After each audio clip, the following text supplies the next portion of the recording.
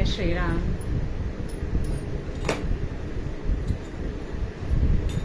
श्रीमन्महागणाधिपतये नमः.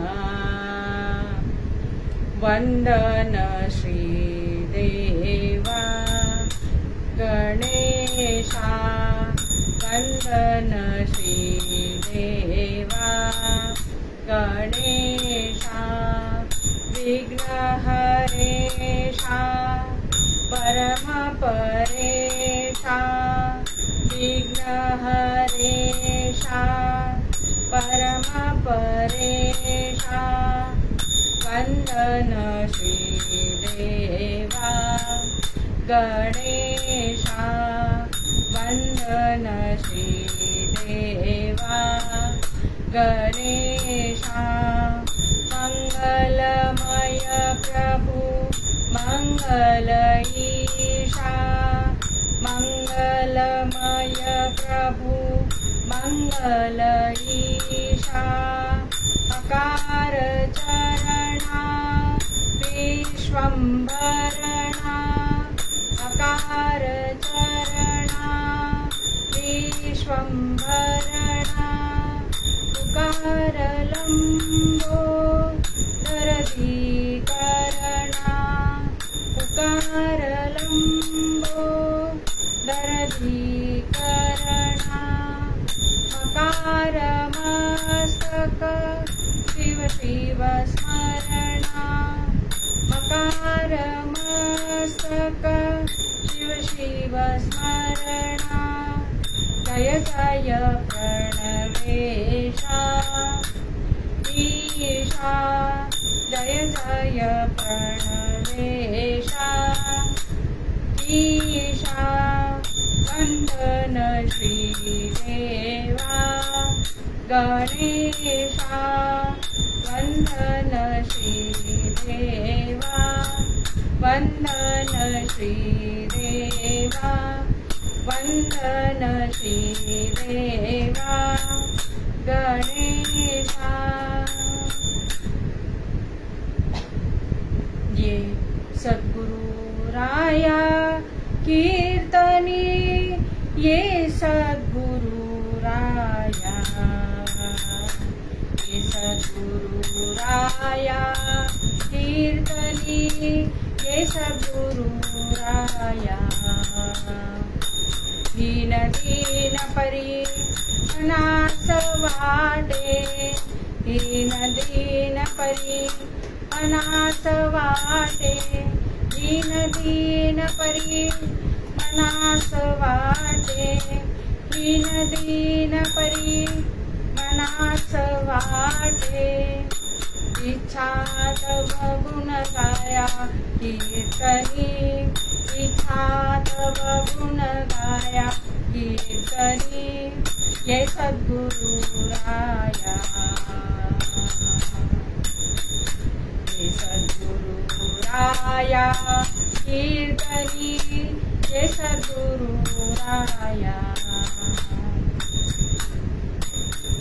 मती मंद मी काहीच नेने. मती मंद मी काहीच नेनो. मती मंद मी काहीच नेनो. मती मंद मी काहीच नेनो. सांख्य अथवा न्याया कीर्तनी. सांख्य अथवा न्याया कीर्तनी. ये सद्गुरु राया. ये सद्गुरु राया कीर्तनी. ये सद्गुरु राया. जनार्दन सद्गुरु ते विनवी. जनार्दन सद्गुरु ते विनवी. गुरु ते हो विनवी. गुरु ते हो विनवी. सद्गुरुनाथ महाराज की जय. जनार्दन सद्गुरु ते विनवी. निरंजनी साराया कीर्तनी. निरंजनी साराया कीर्तनी.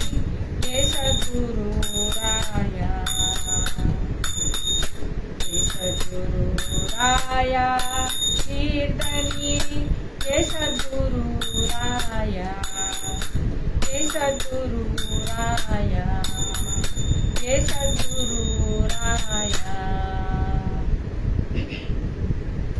बाळकृष्ण चरणी लक्ष लागो रे बाळकृष्ण चरणी लक्ष लागो रे बाळकृष्ण चरणी लक्ष लागो रे कीर्तन रंगी रंगात देह वाहो रे कीर्तन रंगी रंगात देह वाहो रे बाळकृष्ण चरणी लक्ष लागो रे बाळकृष्ण चरणी लक्ष लागो रे सारा सारवदविता सद्गुरुराया हो सारा सारवदविता सद्गुरुराया हो मंगलधाम जीवन नरहरि पायो रे मंगलधाम जीवन नरहरि पायो रे बाळकृष्ण चरणी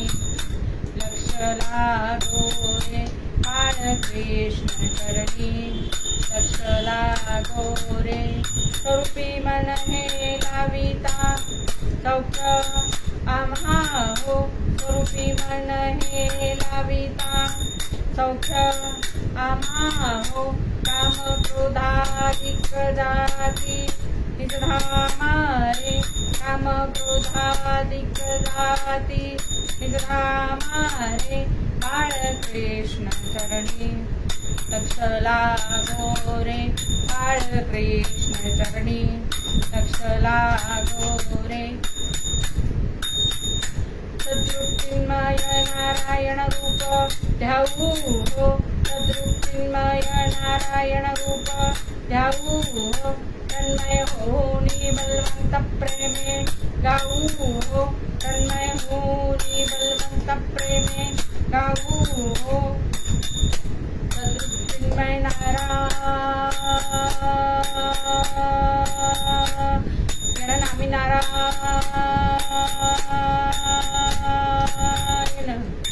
चिन्मय नारायण चिन्मय नारायण चिन्मय नारायण हो चिन्मय नारायण चिन्मय नारायण हो चिन्मय नारायण चिन्मय नारायण चिन्मय नारायण चिन्मय नारायण हो चिन्मय नारायण चिन्मय नारायण रूपमणी जाऊ हो बाळकृष्ण चरणी लक्ष लागो रे चरणी लक्ष लागो चरणी लक्ष लागो चरणी लक्ष लागो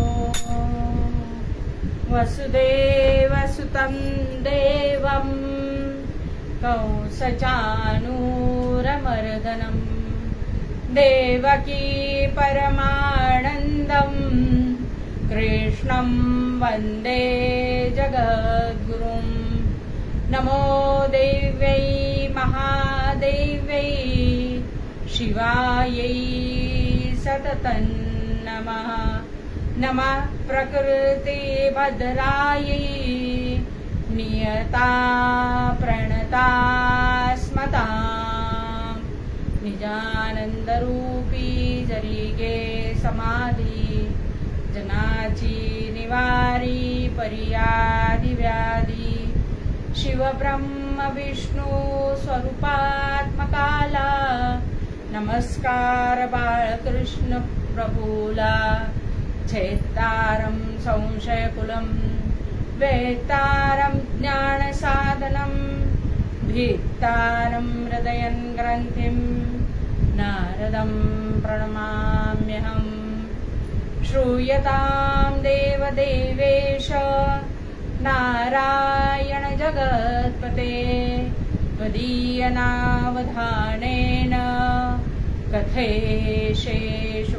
कथेशेषुपाकथाः नारायण विद्यादिनाथ बाळकृष्ण जय सद्गुरुनाथ श्रोता वक्ता श्री पांडुरंग हरी वासुदेव हरी श्री पांडुरंग हरी वासुदेव हरी श्री पांडुरंग हरी वासुदेव हरी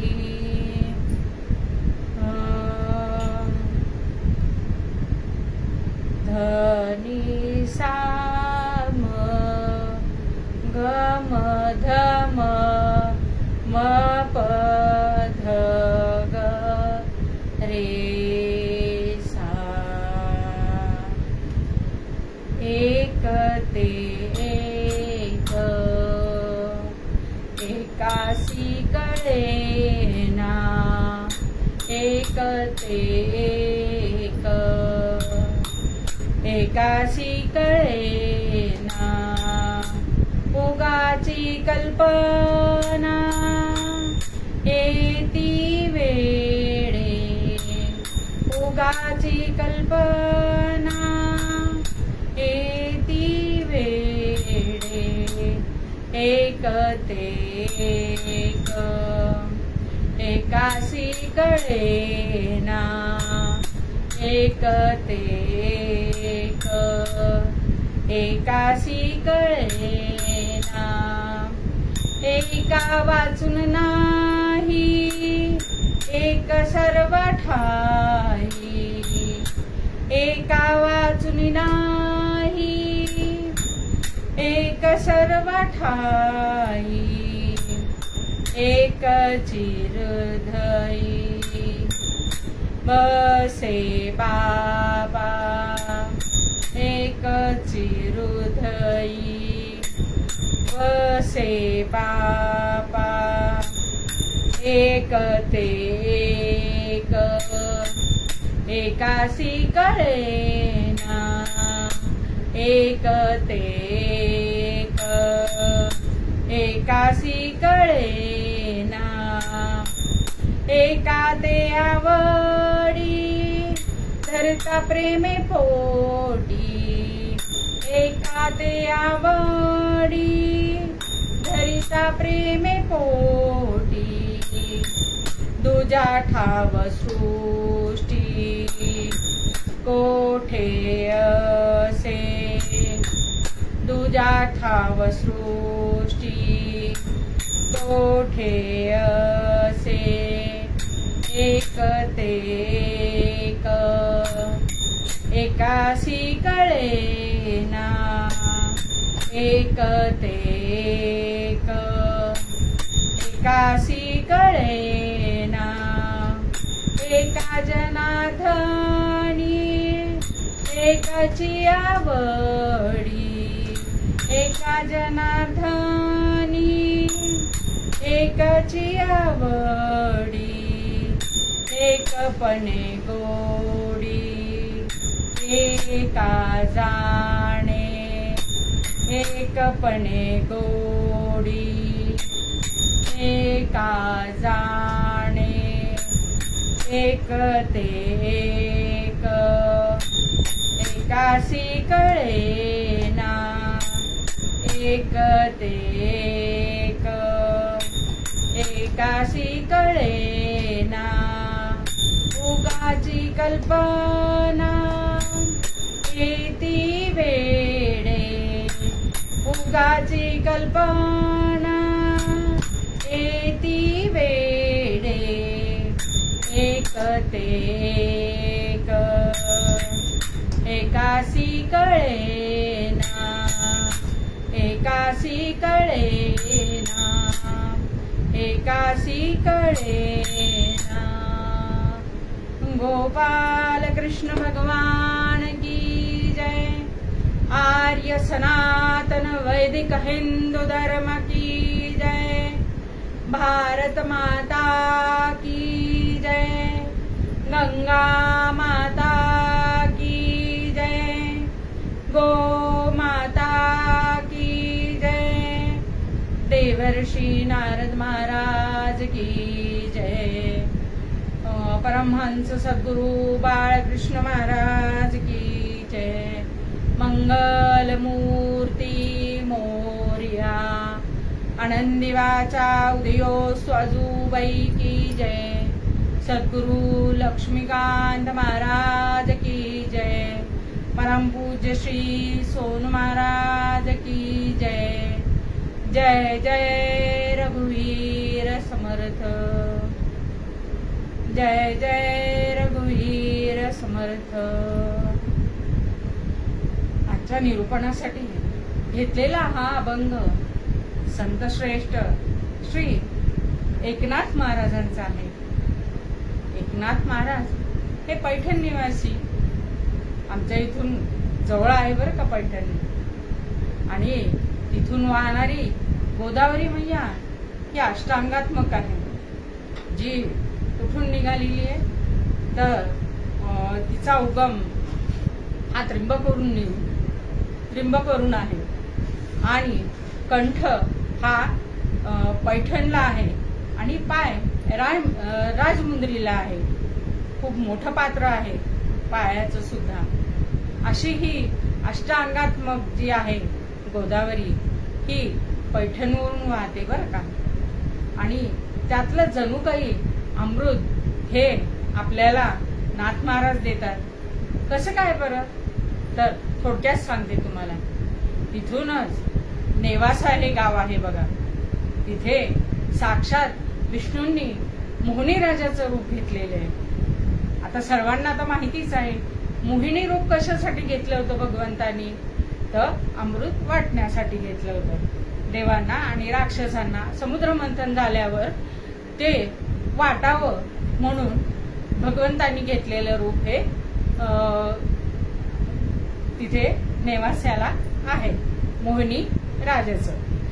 आता तिथून प्रवरा होती, त्या प्रवराच्या तिथे निघून ही गोदावरीला आलेली आहे आणि जणू काही त्या अमृत कलशातलं अमृत हे प्रवरामधून गोदावरीत आलं आणि गोदावरीतून हे पुढे जाऊन नाथ महाराजांच्या कंठात आलेलं आहे। नाथ महाराज हे 5 तत्वापैकी एक आहे। कोणत्या तत्वाचे आहे? जलतत्वाचे आहे। पृथ्वी तत्वाचे ज्ञानेश्वर महाराज आहे, त्यांनी पृथ्वीमध्ये म्हणजे भूगर्भामध्ये संजीवन समाधी घेतलेली आहे। तसेच अग्नितत्वाचे समर्थ रामदास स्वामी महाराज आहे, गडावर सज्जन गडावर ज्यांना अग्नि संस्कार दिले गेलेले आहे। जलतत्वाचे नाथ महाराज आहे, हे कमल तीर्थामध्ये यांनी समाधी घेतलेली आहे। तसेच राहिले 2 वायुतत्व आणि आकाश तत्व। वायुतत्वाचे नामदेव महाराज आहेत आणि आकाश तत्वाचे तुकाराम महाराज आहेत। असे हे 5 तत्वातील एकनाथ महाराज हे जलतत्वाचे असून शांती ब्रह्म असं त्यांना म्हणलेलं आहे की ज्यांची समाधानी वृत्ती तर आहे, पण त्यांच्या याच्यातली जी शांती भंग करण्याची जे लोकांनी काही विचारांनी किंवा कृतींनी कट रचलेला होता, पण त्यांची शांती कधीही भंग झालेली नाही, असे हे शांती ब्रह्म हे आमच्या जवळच्या पैठणच्या गावचे बरं का, पैठण निवासी आहे आणि एका हे नाव त्यांनी समर्थ केलेलं आहे। त्यांची जन्मगाव हे पैठणच आहे, कर्मभूमी पण पैठणच आहे आणि समाधी स्थळ सुद्धा पैठण आहे। म्हणून एका म्हणजे एकनाथ, संत एकनाथ महाराज, असे संत एकनाथ महाराजांचा हा अभंग आहे। ते काय सांगतात ते की एक ते एक एकासी कळेना, उगीच कल्पना येती वेळे, एका वाचनी नाही एक सर्व ठाई, एक चिरुधी वसे बापा, एका ते आवडी धरता प्रेमे पोटी, दुजा थाव सृष्टी कोठे असे, एका जनार्दनी एकची आवडी, एकपणे गोडी एका जाणे, असं नाथ महाराज सांगतात। आता हे करता करता एक दिवस तुकाराम महाराज हे पंढरीचे वारकरी आहेत। आता ते अण्णन्न भक्त अनन्य भक्त होते ते, हे तर आपल्या सर्वांना ठाऊक आहे. रोजची त्यांनी उपासना पांडुरंगाची पंचपदी शेजारती करून ते शांतपणे झोपले असताना त्यांना एक स्वप्न पडले. बरं का, स्वप्न पडले.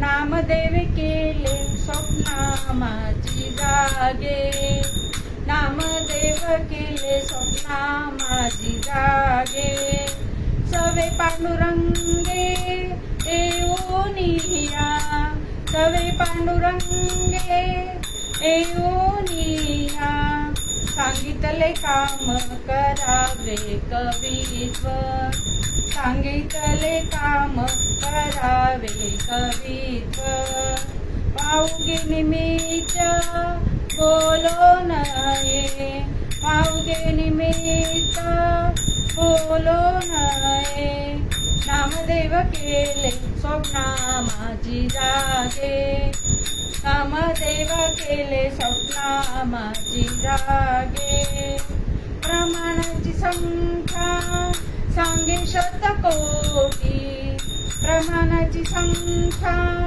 सांगे शतकोटी, उरले ते शेवटी लावी तुका, उरले ते शेवटी लावी तुका, नामदेव केले स्वप्ना माझी जागे, नामदेव केले स्वप्ना माझी जागे, स्वप्ना माझी जागे, स्वप्ना माझी जागे. त्यांना नामदेवांनी हाक मारून जागे केले. अहो, कोण आले बघितलं का? सोबत साक्षात पांडुरंग आले. बरं का, बापरे. तुकाराम महाराज स्वप्नामध्येच उठले, अनन्य भावे साष्टांग नमस्कार केला त्यांनी.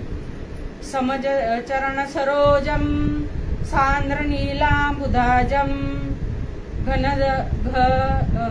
घनरहितं पाणिं मंडनं मंडनानां तरुण तुलसीमाला कंजरं कंजनेत्रं सुदरधवलं हास्यं विठ्ठलं चिंतयामि.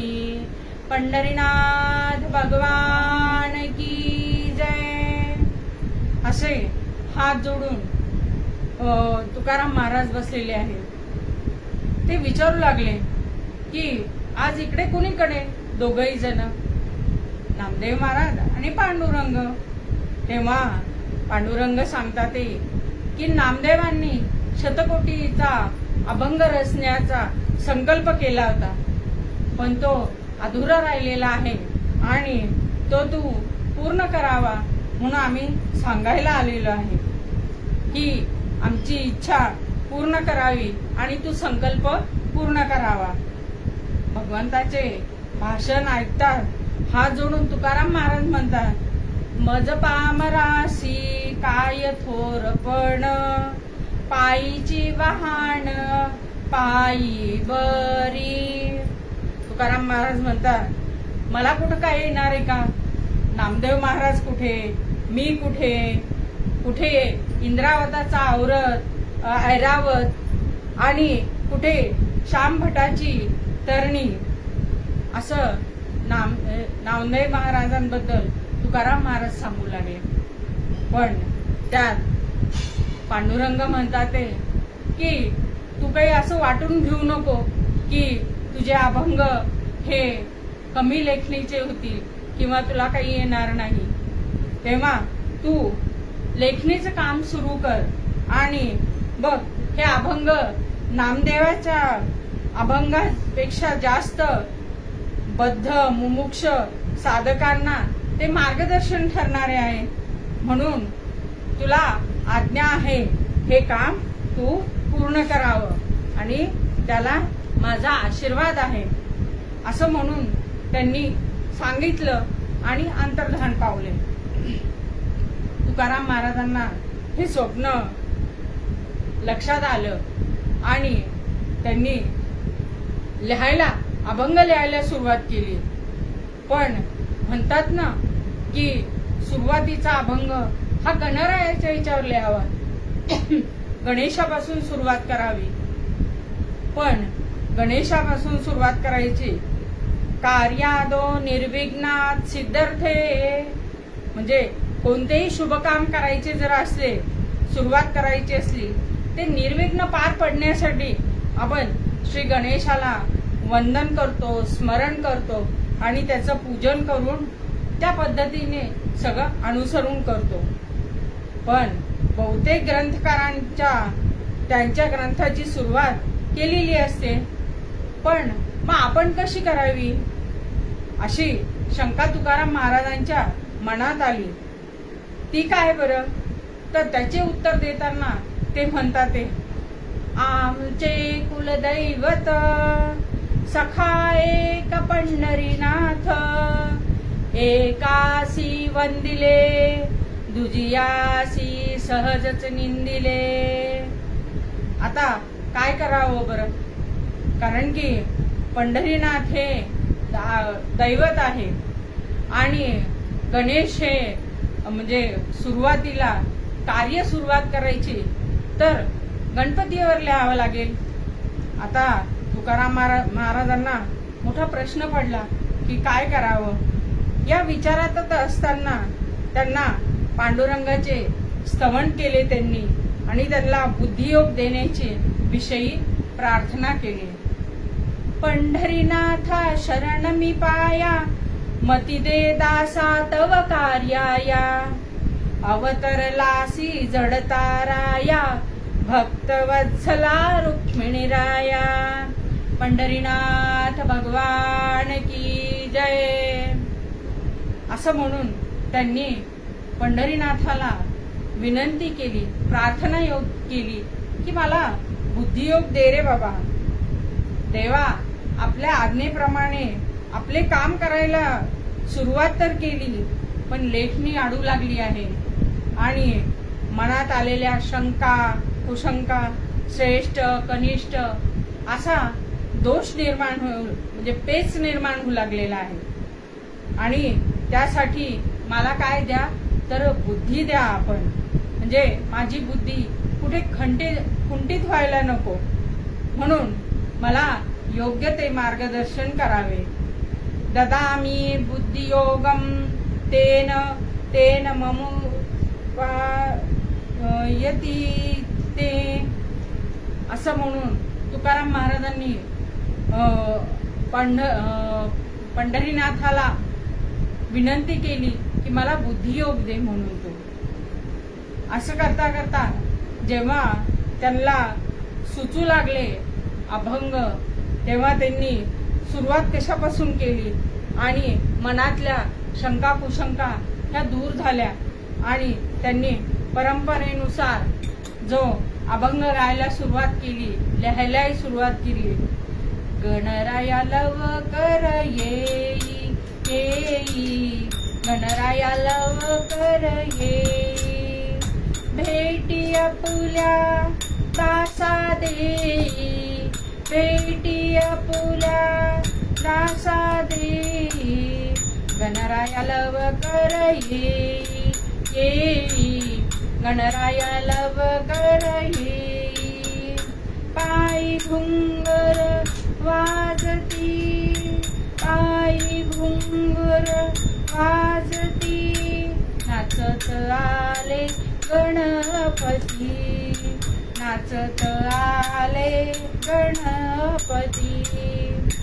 हाती मोदकाची वाटी, हाती मोदकाची वाटी, केशर कस्तुरी ललाटी, केशर कस्तुरी ललाटी. तुका म्हणे पाही विठ्ठल गणपती दुजा नाही, तुका म्हणे पाही गणपती विठ्ठल गणपती दुजा नाही. गणराया लवकर येई येई, गणराया लवकर येई येई, गणराया लवकर येई. हा अभंग लिहिल्यावर शेवटी त्यांनी भगवंताला त्यांना दिलेले अभेद ज्ञान विठ्ठल गणपती दुजा नाही असे ते सांगू लागतात. तात्पर्य विठ्ठल तोच गणपती आहे आणि गणपती तोच विठ्ठल आहे असं तुकाराम महाराजांना आपल्या दुसऱ्या एका अभंगात म्हणतात. तुका म्हणे जे जे बोला ते ते साजे या विठ्ठला असं म्हणून अथर्व शीर्षामध्ये गणपतीरायाला पण आपण म्हणताना त्वं ब्रह्मा त्वं विष्णू त्वं रुद्रास मात्र यातील अभेद ज्ञान कोणाकडून मिळते बरं? गुरुकडून मिळते आणि हे कळायला त्यांची कृपा आवश्यक आहे. कोण बरं? तर गुरु, सद्गुरु. सद्गुरु म्हणजे काय बरं? तर सत अधिक गुरु म्हणजे सत म्हणजे सत्याचा आणि गुरु म्हणजे गुह्यातीत. जो गुह्यातीत अर्थ सांगतो आपल्याला हा सद्गुरु आहे. आणि सद्गुरु काय देतात बरं आपल्याला? तर नेहमी परमानंद देतात, आनंद देतात. अजून परमानंद तर देतात, त्यासोबत इतका आनंद देतात की त्या आनंदाला सच्चिद आनंद म्हणलेला आहे. की जो चिरकाल टिकणारा आनंद हा आपल्याला कोण देतात? तर सद्गुरु देतात. कारण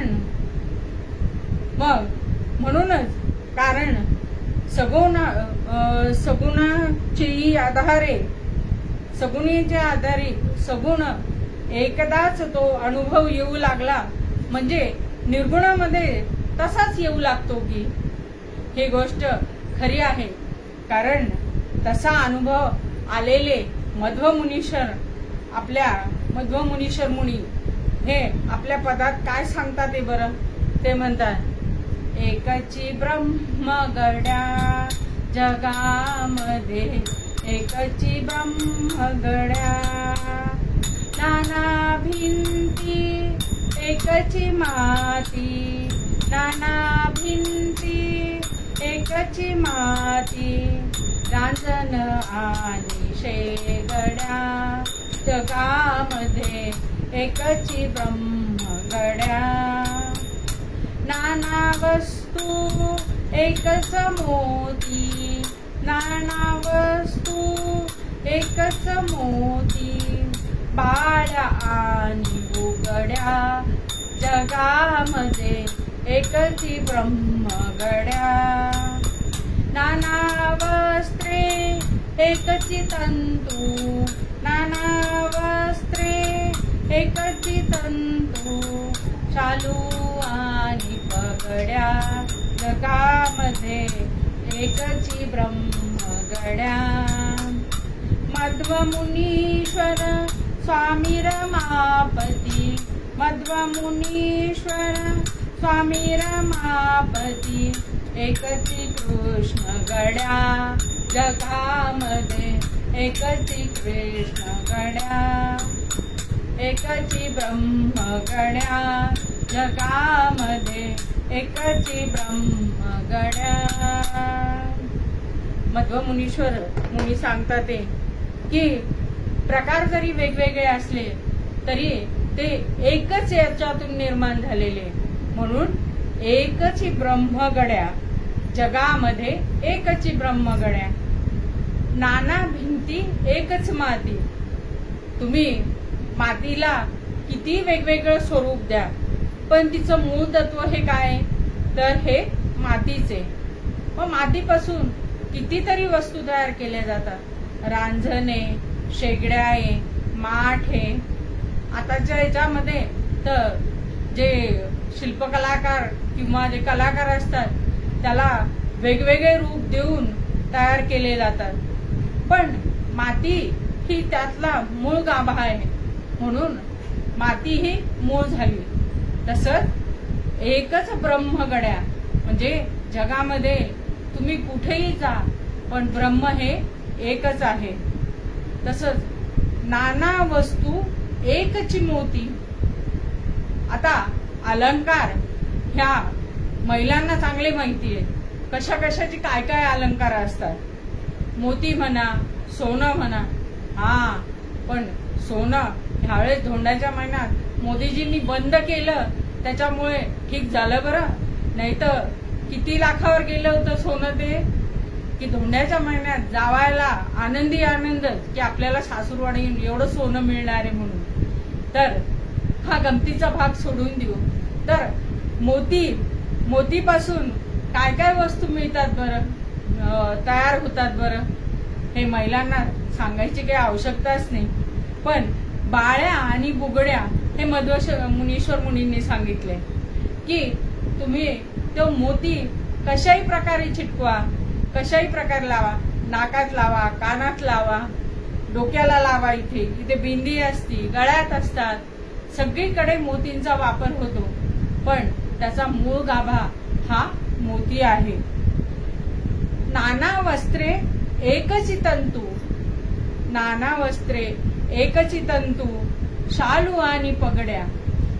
जो आपण तंतू जो असतो कापसाचा, जो तयार केलेला असतो त्याच्यापासूनच तयार होतो ना कॉटनचा. आपला मूळ इथला भारतीय पोशाखामध्ये हाच पोशाख वापरला जातो. कोणचा? शालू आणि पगड्या. शालू तर अर्थात रेशीम असतो, तो पण आपल्या इथे तयार होतो. आणि पगड्या ह्या सुद्धा तयार केल्या जातात. पण त्याला काही वेगळं वापरलं जातं का हो? तर नाही.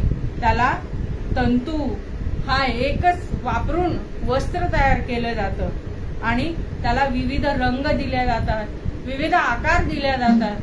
म्हणून त्याचं मूळ काही बाजूला होत नाहीये बरं. म्हणून मध्वमुनीश्वर स्वामी रमापती, मध्वमुनीश्वर म्हणतात की माझा स्वामी एकच आहे. कोण तो? तर रमापती आहे. आणि कोण आहे तो? एकची कृष्ण गड्या, जगामध्ये एकची कृष्ण गड्या. दुसरा आहे का कोणता कृष्ण? नाहीये बरं.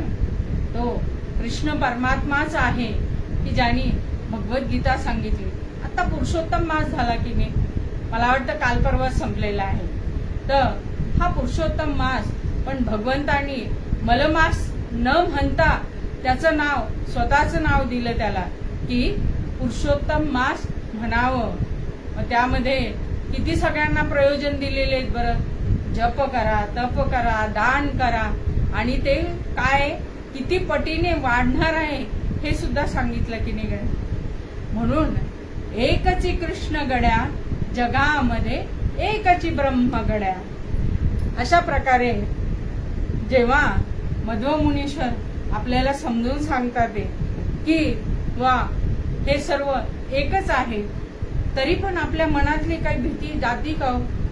आपण जाता जाता नुसत्या दोरीला सुद्धा सर्प समजतो आणि तो बाजूला लांब असलेला झाड, त्याला कट केलेला असतो, तो बुंदा असतो नुसता, त्याला पण आपण वेगळं काहीतरी समजतो.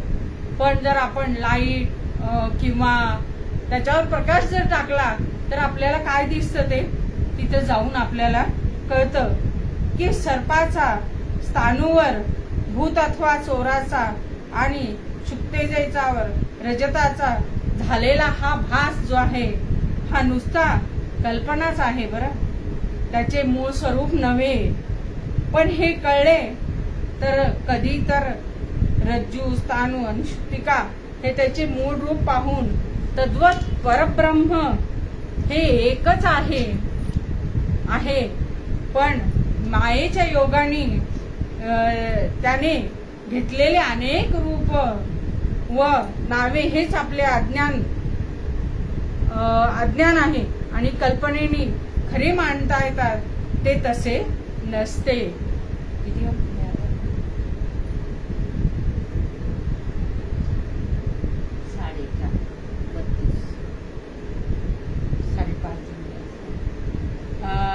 नामी नाम वबुहु तदबला सीते सिंहू तापो तुर्वाचा पंचवटीने निवसत स्था महर द्रावणम कृष्णनेती पुरातनी निजकथा मार्कंडेय मात्रेरिता सौमित्रे धनु धनु धनुर्रिते प्रोक्तगिरी पात वह गोपाल कृष्ण भगवान की जय। एकदा यशोदा माता कृष्णांना कथा सांगत होती. कोणाची बरं? स्वतःची स्वतःला. ते कृष्णाला माहिती नव्हती का? पण नाही. पण कृष्ण कसे होते?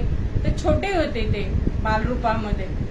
आताच्या याच्यात कथा वगैरे ते सगळ्या दूर गेलेल्या आहेत आणि टीव्हीवर तुम्ही कार्टून बघा, काय काय चालू असतं ते बघा, अशा गोष्टी असतात किंवा त्या याच्यामध्ये दाखवल्या जातात, ॲनिमेशन मध्ये दाखवल्या जातात. हा खरंच भाग चांगला आहे का? ज्या आजीने सांगितलेल्या, आजोबांनी सांगितलेल्या गोष्टी असतात त्या स्मरणात लवकर राहतात बरं का. आता रामी राम वबुहू या श्लोकाचा अर्थ बघू आपण. एकदा यशोदा माता कृष्णाला घेऊन बसली, कथा सांगू लागली. कोणाची? रामरायाची कथा सांगू लागली. रामरायांचा असा जन्म झाला, ते असे मोठे झाले, त्यांचा विवाह झाला आणि ते सीतेला घेऊन पंचवटीतून चालले होते.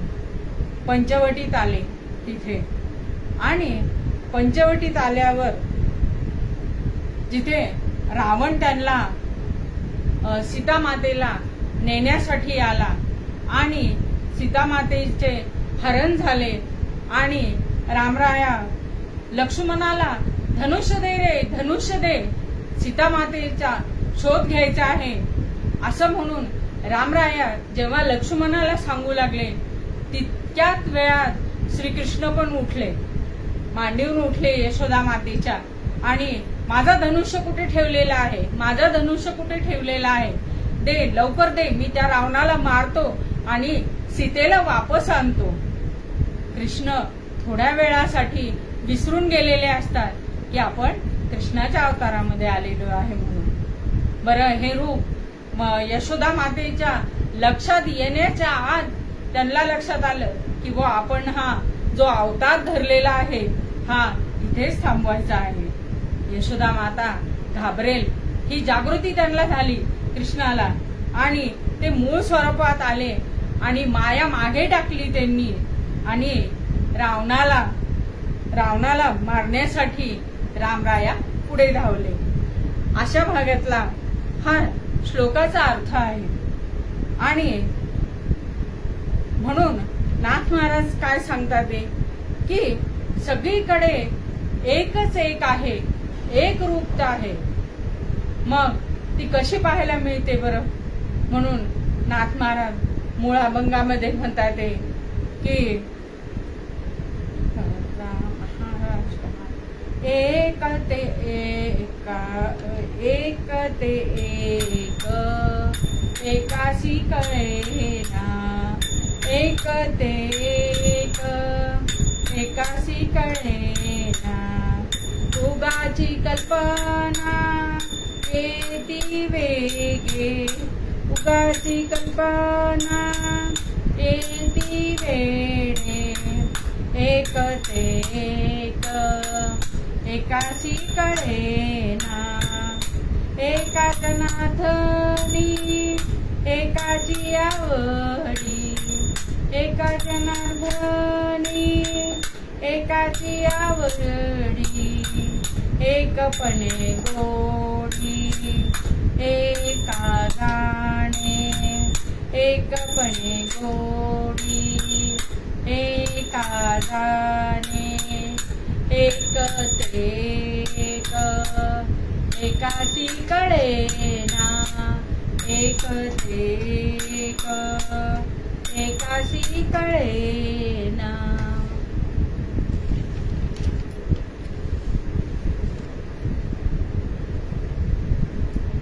कीर्तन परंपरेप्रमाणे आपण थोड्या वेळ नामस्मरण करूया आणि मग आख्यानाकडे वळूया. श्री राम जय जय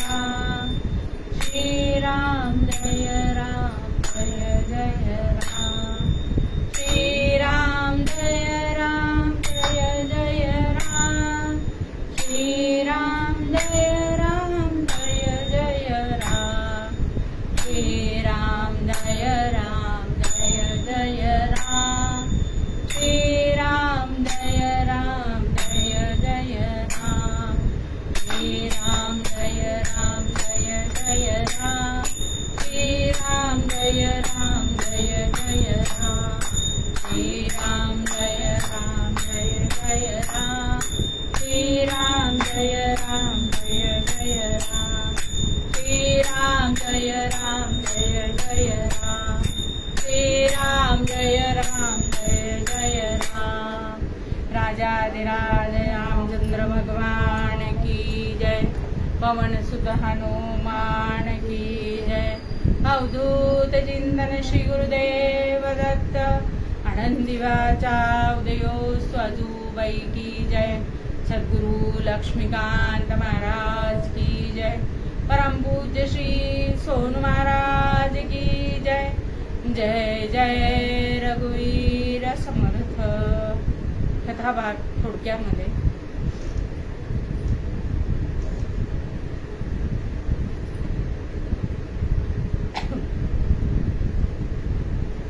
गोपिका म्हणती यशोदा सुंदरी, गोपिका म्हणती यशोदा सुंदरी, करीतो मुरारी खोडी बहू, करीतो मुरारी खोडी बहू। श्रीकृष्णांच्या खोड्यांच्या परीने आवर घालावा असं सांगण्यासाठी तिथल्या गोपिका यशोदा माताईकडे आल्या. बरं काय असावेत बरं खोड्या, पण कृष्णासारख्या खोड्या कोणी केल्या नाहीये बरं का. लोणी चोरणे, कोणाच्या घरात जाणे.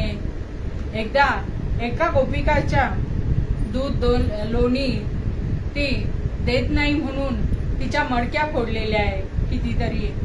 तसेच एकीच्या घरी सत्यनारायणाची पूजा असते. तो कृष्ण तिथं जाऊन म्हणतो, काय ग, काय आहे तुझ्याकडे? आण, सत्यनारायणाची पूजा आहे, मग मलाच दे की प्रसाद तू. ते तिथून हुसकावून लावती कृष्णाला आणि तितक्यात कृष्ण तिथं 2 कुत्र्याचे पिल्ले आणतात आणि त्या चौरंगावर ठेवतात तिथे. तो चौरंग तिला स्वच्छ करून घ्यावा लागतो गोपिकेला. आणि असंच करता करता दूध लोणी, वास्तविक पाहता 9 लाख गायी ज्या कृष्णाच्या आहेत त्याला चोरी करायची काय गरज आहे. पण तिथलं जे सगळं गोकुळातलं दूध लोणी तूप हे मथुरेला जात असेल. मथुरेला कंस राजा होता. तो कराच्या रूपामध्ये हे सर्व घ्यायचा आणि तिथल्या बालकांचं, परत गायीच्या वासरांचं वगैरे पोषण होत नसायचं. कर स्वरूपामध्ये हे सर्व तिथल्या गोपिकांना नेऊन द्यायला लागायचं. मग देश धष्टपुष्ट कसा व्हायला पाहिजे ना, म्हणून श्रीकृष्णांनी आपल्या छोट्याशा चोऱ्या करण्याची सुरुवात केली. बाकी कृष्णांना याची काहीच आवश्यकता नव्हती खरं म्हणजे. मग चोरलं तरी काय हो, तरी चित्त चोरलं, प्रेम चोरलं. प्रेम दिलं पण आणि घेतलं पण. आणि अशामध्ये ते लोणी जे असतं ना तेच घेतलेलं आहे श्रीकृष्णाने, बाकी काही नाही घेतलेलं. मग गोपिका ज्या आहेत, एक गोपिका म्हणती, अगं यशोदे, तुझा कृष्ण असा आहे की कुठल्याही याच्यामध्ये लपून ठेवा लोणी दही हा बरोबर शोधून काढतो आणि आपणही खातो आणि त्याच्या सवंगड्यांना पण खाऊ घालतो. असा हा कृष्ण एकदा गोपिकांचं काय प्रेम आहे हे सुद्धा सांगण्यासाठी उद्धवांना पाठवलेलं आहे. त्यांनी जेव्हा नारदांच्या भक्तिसूत्रामध्ये सांगितलेलं आहे की गोपिका कशा आहेत बरं, तू एकदा बघून ये बरं. असं करून जेव्हा श्रीकृष्णांचं डोकं दुखायला लागतं तेव्हा उद्धव हे सगळीकडे जाऊन येतात. श्रीकृष्णांच्या डोकं दुखण्याचं जे कारण आहे हे कमी करण्याचं काय आहे काय नाही वगैरे सगळीकडून जाऊन आल्यावर पण त्यांना काही सुचत नाही. शेवटी कृष्णांना ते विचारतात. ते सांगतात की मला चरणरज आणून दे, मी डोक्याला लावेल आणि मग ते शांत होईल. पण याची एक अट आहे बरं का. काय अट आहे तर म्हणे की ज्यांनी ही चरण रज दिली आहे त्याला नरकात जावे लागेल बरं का.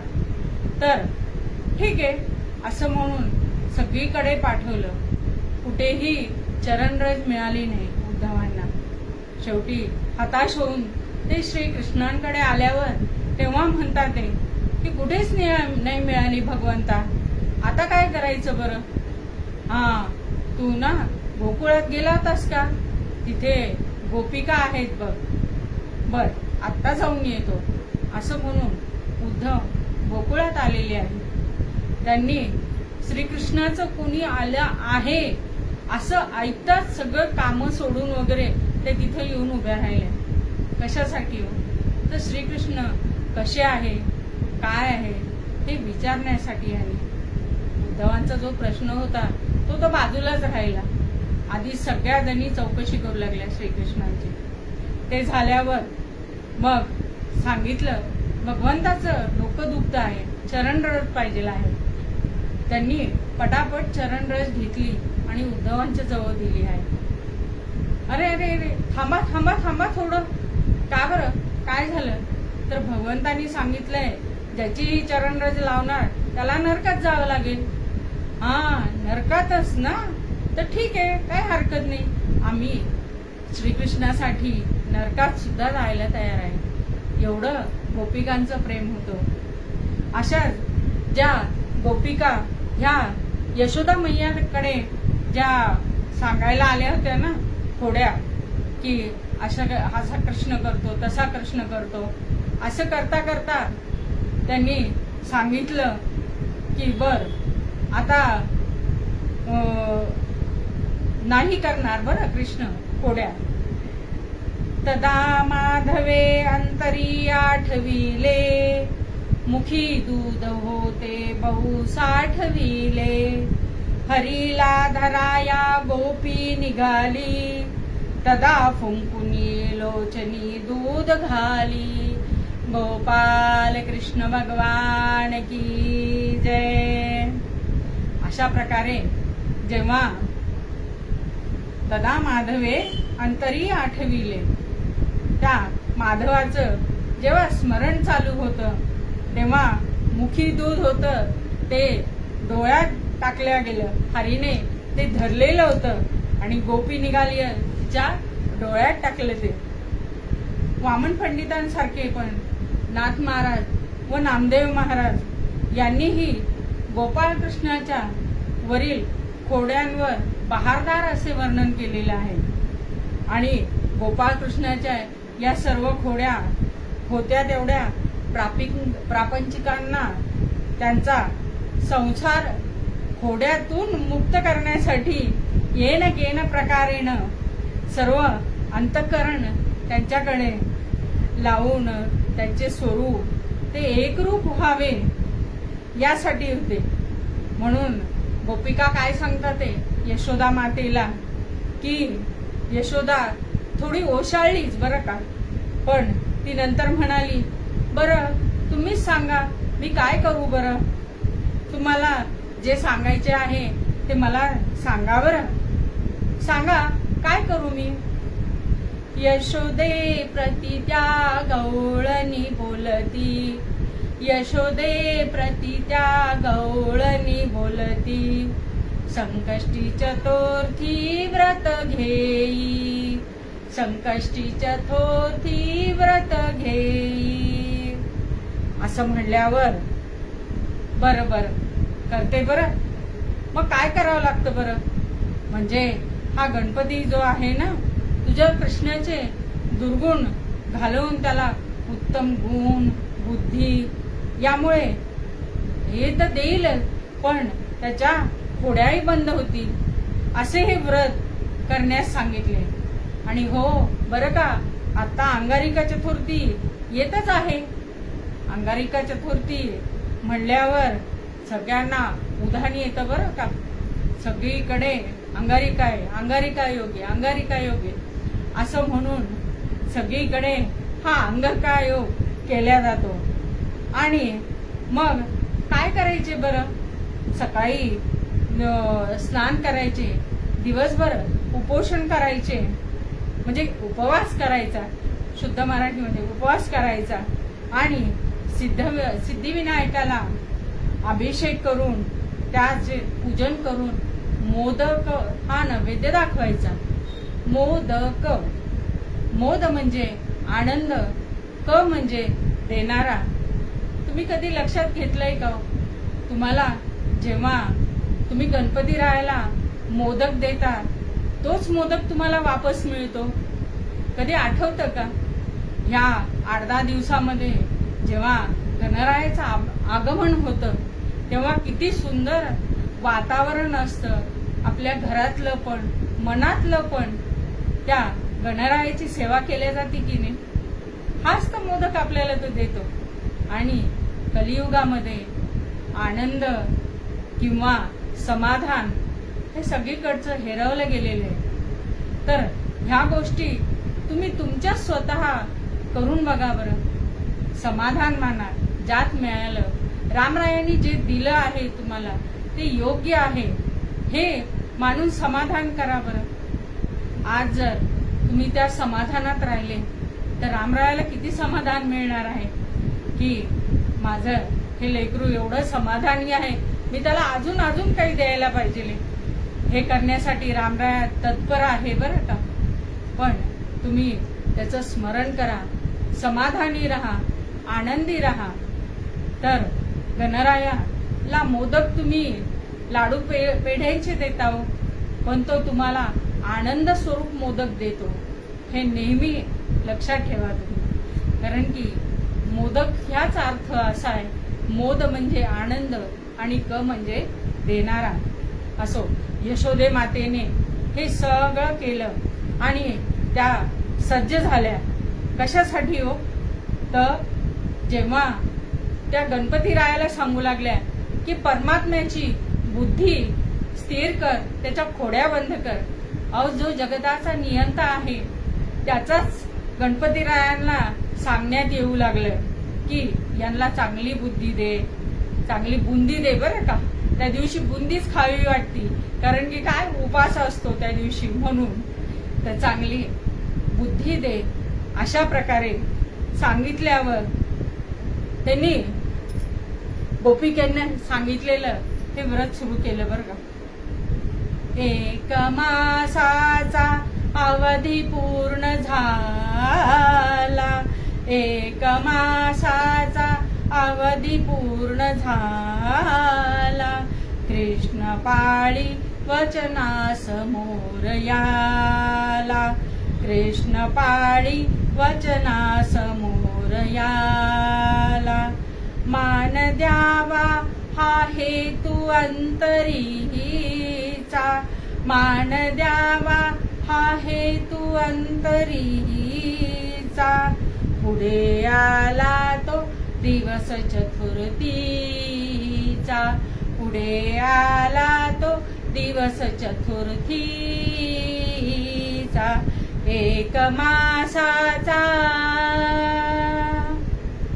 आईच्या समाधानासाठी व गणपतीला मान द्यावा म्हणून गोपाळकृष्णांनी 1 महिना अजिबात खोडी केली नाही हो, नाही केली. नामदेव महाराज म्हणतात ते 1 मासे खोडी देवे नाही केली, 1 मासे खोडी देवे नाही केली. प्रचित ते आली यशोदेसी. त्याची प्रचिती कोणाला आली? यशोदेला आली बरं का. आणि हा सुधारलेला श्रीकृष्ण बघून यशोदा मातेला तर आनंद तर खूपच झाला. आणि दुसरीकडे दुःख म्हणजे रोज आपले जे नुकसान होत होते हे गोपिकांचे बरं का, ते कमी झालेले होते. पण त्यात त्यांना आनंद वाटत होता का? तर नाही बरं. श्रीकृष्ण रोज जायचे तेव्हा बघायचे, ते खोड्या करायचे. आता हे कमी झालेलं होतं त्यामुळे गोपिकांना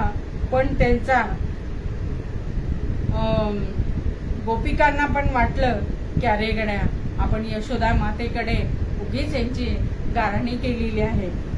असो, यशोदाबाईंनी गणपतीला 1000 मोदकांचा नैवेद्य दाखविण्याचे ठरवले. आणि कारण गणपतीला अथर्वशीर्षामध्ये सांगितले आहे की यो मोदक सहस्रेण यजती सवांचित फल प्राप्नोति ससाज सविर्भिज यती सर्वं लभते मंगलमूर्ती मोरया. जो कोणी 1000 मोदकांचा नैवेद्य दाखवतो ना आणि अथवा ब्राह्मणांना त्याचे भोजन देतो आणि किंवा यज्ञात त्याचे हवन करतो, त्याची मनोकामना पूर्ण होते, इच्छित फल प्राप्त होते. असो नामदेव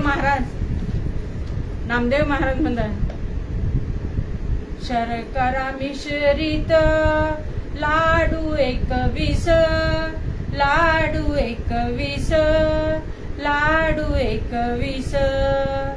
आणि कबवस मोदक ते. त्या शर्करा मिश्रित लाडू किती 21 तयार केले बर का ते. यशोदाबाईंनी गणपतीच्या नैवेद्यासाठी साखरेचे बनवलेले 21 लाडू, ते लाडू आणि चळचळीत तुपात तळलेले मोदक जे आहे ना ते आणले आणि बऱ्यापैकी साहित्य त्याचं तयार केलं. ऐसा नैवेद्याचा हरा तो भरुनी देवारा नेऊन ठेवी माथा, देवारा नेऊन ठेवी माता. शर्करा मिश्रित लाडू 21, लाडू 21, लाडू 21. अशा प्रकारे नैवेद्य तयार केला. आताच्या याच्यात होणार आहे का हो? या राशनच्या काळाच्या युगामध्ये आपल्याला साधं तेल घेणं सुद्धा महागाचं पडतं आणि ते पण चळचळीत तुपातलं. बाप रे, त्या यशोदा मातेच्या तिथे 9 लाख गैया होत्या. तिच्याकडे सगळं समृद्ध होतं, दूध, दही, तूप, लोणी सगळं. आणि ती स्वतः पण भगवंताचं करण्यासाठी अगदी सज्ज होती बरं का.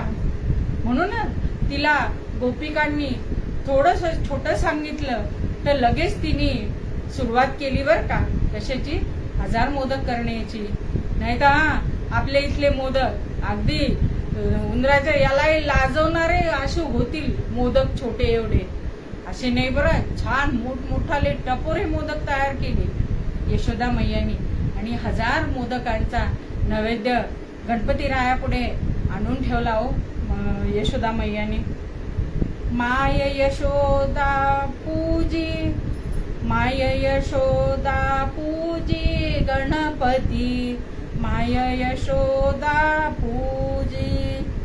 स्नान वस्त्र ते सुंदर चंदन, स्नान वस्त्र ते सुंदर चंदन, कुंकुम पुष्प अर्पी गणपती, कुंकुम पुष्प अर्पी. शमीपात्री ही बहुप्रिय त्याला, शमीपात्र ही बहुप्रिय त्याला, दुर्वा शेंदूर चर्ची गणपती, माय यशोदा पूजी गणपती, माय यशोदा पूजी. अशा गणपतीची तिने पूजा सुरुवात केली हो. काय काय आवडतं? स्नान वस्त्र आणि सुंदर चंदन, कुंकुम पुष्पार्पी. कुंकुम म्हणजे लाल फूल, हे गणपतीला फार प्रिय आहे बरं का. 21 दुर्वा आणि कुंकुम म्हणजे वस्त्र आणि लाल रंगाचं फूल हे गणपतीस अतिप्रिय आहे. त्यात अतिप्रिय म्हणजे मोदक आहे. म्हणून शमीपत्री ही बहुप्रिय त्याला, दुर्वा शेंदूर अर्पी. अशा या गणपतीचं जर आपल्याला ध्यान जर करायचं आहे तर कसं काय म्हणताय बरं? एकदन्तं चतुरहस्तं पाशमं कुशधारणं रदं च वरदं हस्ते बिभ्राणं मूषकध्वजं रक्तं लंबोदरं शूर्पकर्णकं रक्तवासनं रक्तगन्धानुलिप्तांगं रक्तपुष्पेषु पूजितं मंगलमूर्ती मोर्या. दुसरे पण ध्यान आहे. श्वेतांगन श्वेतवस्त्र सित कुसुमगणे पूजितं श्वेतगंधे क्षीराब्दे रत्नदीपे सुरतरु विमले रत्नसिंहासनस्थामनं दौर्भे पाशाङ्कुरश्रेष्ठाभयदुति रुचिरं चन्द्रमौलिं त्रिनेत्रं ध्यायेच्छाम्यर्थमिशं गणपतिममलं श्रीसमेतं प्रसन्नं मंगलमूर्ती मोर्या. तेव्हाच्या याच्यामध्ये यशोदा मातेने कोणत्या स्वरूपाचा गणपती ठेवला असेल ते काही आता मला तरी माहिती नाही बरं का. त्या महिने सोने चांदी पंचधातू तांबे आणि कशाचा असेल काही माहिती नाही.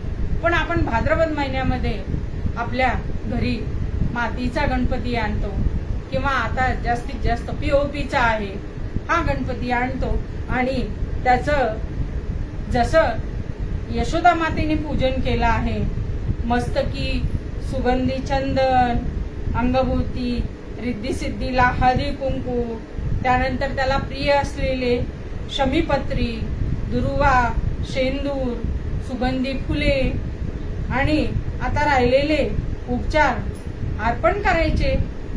पण इतका वेळ जो शांत बसलेला पूजा पाहत बसलेला गोपाळ कृष्ण आहे ना यशोदा मातेला म्हणतो मातेसी म्हणत ते ऋषिकेशी लाडू केव्हा देसी मजलागी.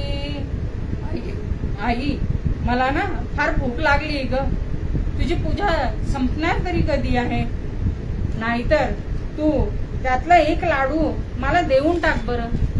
त्यावर यशोदा माता म्हणते यशोदा म्हणत पूजिन गजवदन नैवेद्य दावणी देईन तुझ. अरे कृष्णा आता मी पूजा करते बघ गणपतीची आणि तुला ना त्याला गणपतीला नैवेद्य दाखवला की तुला लगेच देते बघ. हे बघ कृष्णा मी आता जरा थांबलास ना आणखी थोडा वेळ थांब रे आणि गणपतीची पूजा होतच आली आता तेव्हा त्याला नैवेद्य दाखवील आणि तुला लाडू देते. नाहीतरी उष्टावलेले नैवेद्य हे देवाला दाखवत नसतात रे. पण त्याच्या मागची घाई काही थांबत नव्हती. यावर यशोदा माता कृष्णाला म्हणाली हे बघ तू इथे आहेस ना मग मी आता गच्चीवर जाते चंद्र मोहरला का पाहून येते मग नैवेद्य दाखवून तुला लाडू देते बघ.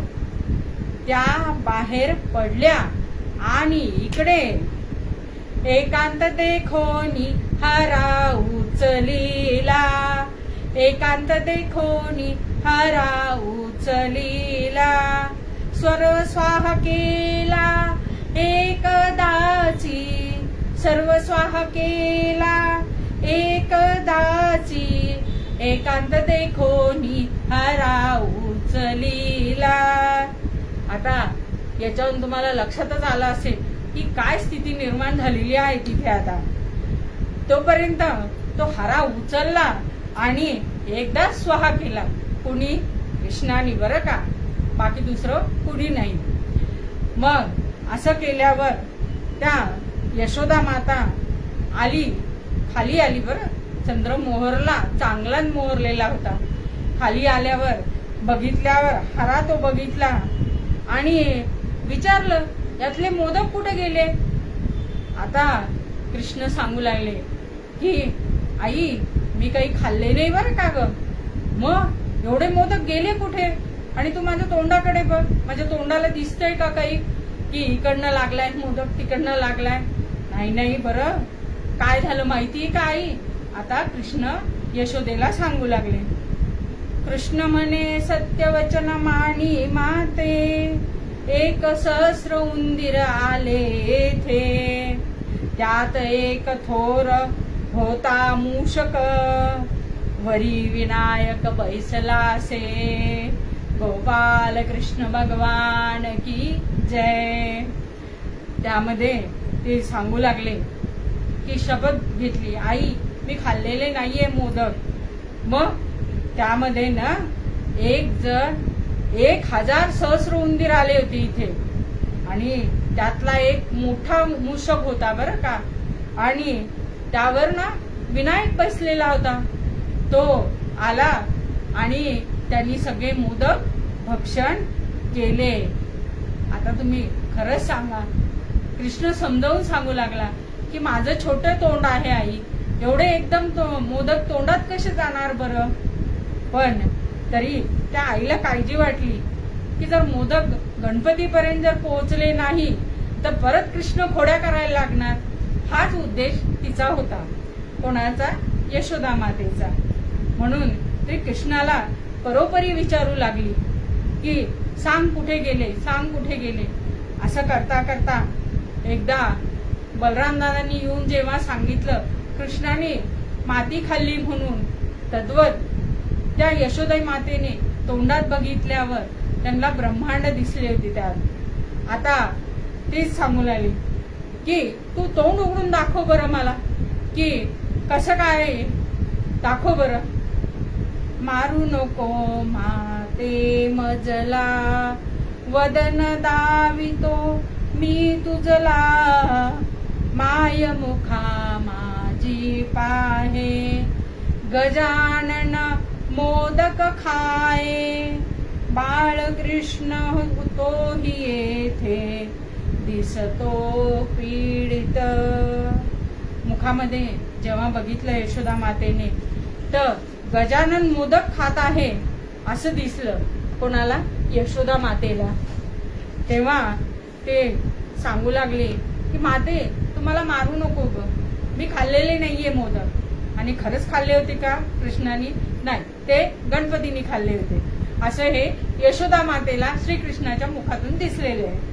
तेव्हा नामदेव महाराज म्हणतात, हरी म्हणे मज मारू नको माते, हरी म्हणे मज मारू नको माते, तुझ वदनाते दावितो मी, तुझ वदनाते दावितो मी, हरी म्हणे मज मारू नको माते.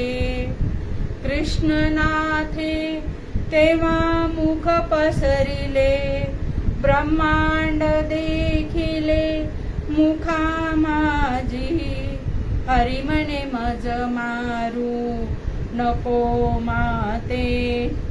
मुखात गणपती मातेसी बोलत, मुखात गणपती मातेसी बोलत, पूजावे त्वरित हरी लागी, पूजावे त्वरित हरी लागी, हरी म्हणे मज मारू नको माते. घेऊन या हरी घरात ती गेली, घेऊन या हरी घरात ती गेली, भोजना बैसली नामा म्हणे, भोजना ती बैसली नामा म्हणे, हरी म्हणे मज मारू नको माते, हरी म्हणे मज मारू नको माते. तेव्हा जेव्हा यशोदा मातेला तोंड उघडून दाखवल्यावर गजानन गणपती मोदक खातो आहे असं यशोदा मातेला दिसलं. आणि गणपतीही संतोषाने एक एक मोदक खाताना तिला दिसल्यावर, पूर्वीही एकदा बलराम दादांनी सांगितल्यावर यशोदा मातेने बघितलं तर त्यामध्ये विश्वरूप दर्शन झालेलं आहे यशोदा मातेला. म्हणून त्या देहभान हरपल्या होत्या. का बरं पडणार नाही बरं याच्यामध्ये? हा अहो, जे योगीराज वर्षानुवर्ष तप साधना करून जे त्यांना साधत नाही, किंवा अर्जुनाला तर रणभूमीवर असताना सुद्धा भगवंतांनी जे विश्वरूप दाखवलेलं आहे ते यशोदा मातेला मुखामध्ये दाखवलेलं आहे. अशा या भगवंताचं किती वारंवार आपण धन्यवाद मानावे. आणि तिला यशोदा मातेला भानावर आणल्यावर त्यांनी दुसरी लीला दाखवली. ती म्हणजे काय होती? कृष्णाच्या मुखात गणपती त्यांना सांगत होता की त्याला भूक लागली आहे, त्याला आधी जाऊन जेवण घाल. तो आणि मी हा एकच आहे, यात काही फरक नाहीये बरं. म्हणून घेऊन या हरी घरात ती गेली, भोजना बैसली नामा म्हणे. अशा प्रकारे जेव्हा ती हरीला घेऊन गेली आणि तिथे भोजनाला बसली यशोदा माता, हे सर्व यशोदा मातेला आनंद आणि समाधान पावणारी अशी गोपालकृष्णाची लीला होती बरं का.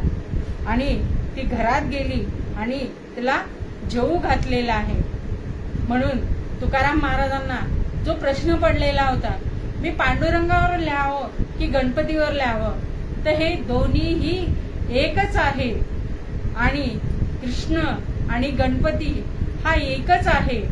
अशा स्वरूपाने तुकाराम महाराजांनी नंतर अभंग जे केलेले आहे ते आपण सर्व भगिनी बंधू जे कीर्तनाच्या अभंगासाठी किंवा पूर्वरंगासाठी घेतो, तेच आपल्याला समाधानकारक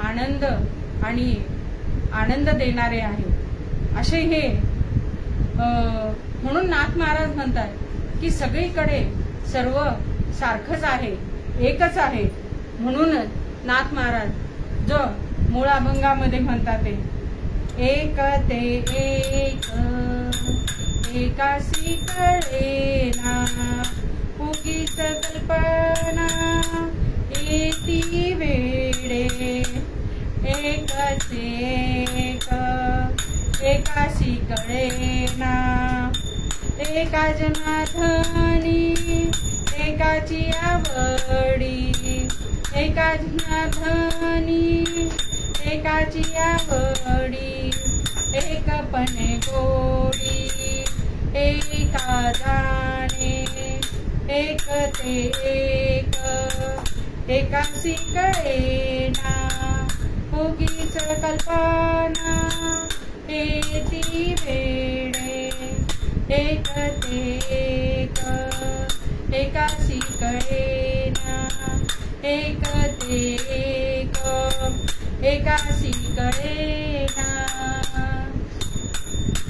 राधा कृष्ण कृष्ण राधा राधा कृष्ण राधा राधा कृष्ण कृष्ण राधा कृष्ण कृष्ण राधा राधा कृष्ण कृष्ण राधा राधा कृष्ण कृष्ण राधा राधा कृष्ण कृष्ण राधा कृष्ण कृष्ण राधा राधा कृष्ण कृष्ण राधा.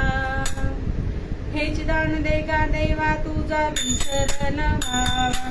विसरण व्हावा तुझा विसरण व्हावा. गाईन आवडी हेची माझी सर्व जोडी. न लगे मुक्ती आणि संपदा. संत संग देई सदा. तुका म्हणे गर्भवासी सुखे घालावे आम्हासी. सुखे घालावे आम्हासी. सुखे घालावे आम्हासी. सुख सरिता दुःख रहिता निर्मळे कांता.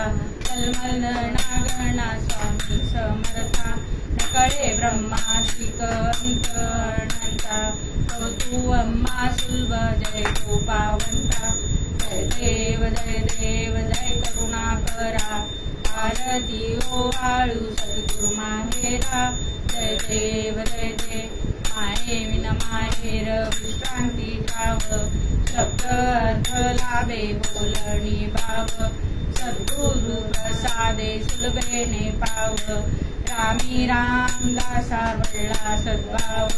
जय देव जय करुणाकरा. करुणा करा, आरती ओवाळू सद्गुरु माहेरा, जय देव जय देव। आजची ही झालेली सेवा मी सद्गुरूच्या चरणी अर्पण करते, कौस्तुभ महाराजांच्या पण चरणी अर्पण करते की आज त्यांनी कीर्तन सेवा बघून मला खूप आनंद झालेला आहे आणि त्यांनी हे जे ॲप चालू केलेलं आहे त्यात मला सामील करून घेऊन मला काहीही येत नसतानाही त्यांनी सामील केलं आणि मिरजला सुद्धा कीर्तन सेवा दिली। हे माझं अगदी जन्मोजन्मीचं जे पुण्य सुकृत आहे हे मला आता मिळालं आहे असं मला वाटतं की आजची ही कीर्तन सेवा त्यांच्या चरणी अर्पण करते मी आणि असंच त्यांचा आशीर्वाद मी जोपर्यंत आहे कीर्तन सेवा चालू आहे माझी तोपर्यंत आपण देत राहावा हीच तुमच्या चरणी मनोमन प्रार्थना करते। जे झालेलं चांगलं आहे हे कौस्तुभ बुवा जे शिकवतात त्याच्यातही मी खूप कमी पडते आहे, पण ते करून घेतात आहे माझ्याकडनं। जे आहे चांगलं हे त्यांचं आहे, जे चुकलं आहे ते माझं आहे आणि अशीच सेवा निरंतर करून घ्यावी माझ्याकडनं हीच त्यांच्या चरणी मनोमन प्रार्थना। आणि आपणही सगळ्या ऑनलाईन ज्या बघत आहात त्यांचे पण मी धन्यवाद मानते। अशीच कीर्तन सेवा होत राहू ही रामदाया चरणी मी प्रार्थना करते।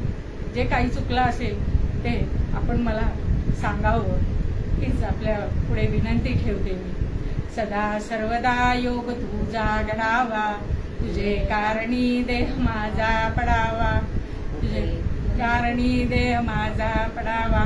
उपेक्षू नको गुणवंता अनंता, रघुनायका मागणे हेचे आता। उपासनेला दृढ चालवावे, पुढे वसंतासी सदा लवावे। सत्कर्मयोगे वय घालवावे, सर्वामुखी मंगल बोलवावे।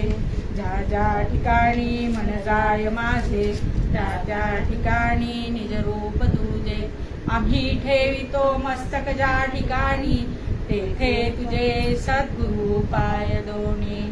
आनंदी वाचा उदयोस्तु आजूबाई की जय। सद्गुरु लक्ष्मीकांत महाराज की जय। परम पूज्य श्री सोनू महाराज की जय। अवधूत चिंतन श्री गुरुदेव दत्त। जय जय रघुवीर समर्थ, जय जय रघुवीर समर्थ। जय श्री राम।